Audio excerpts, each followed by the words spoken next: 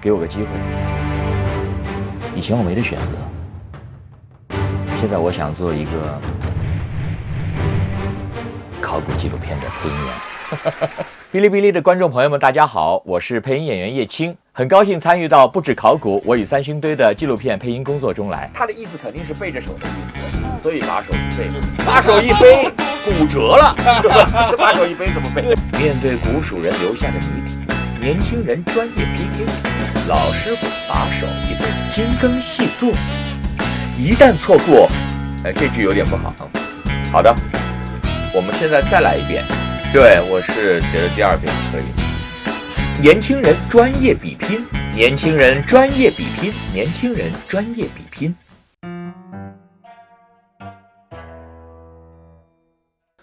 我覺得考古工作者應該是一個很酷的職業吧，長期鑽研在別人感覺很普通的東西，別人並不知道他在幹什麼，但是他心裡很清楚自己在尋找什麼，分辨什麼，篩選什麼。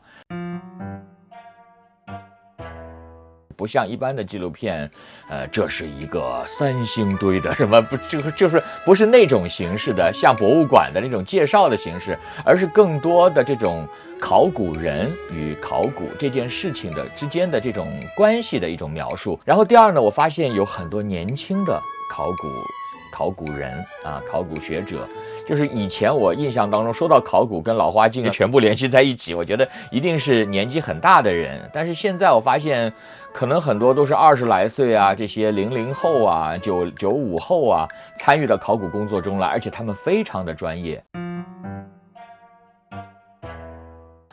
我想跟他們說，挖土嘛，最重要的就是開心啊。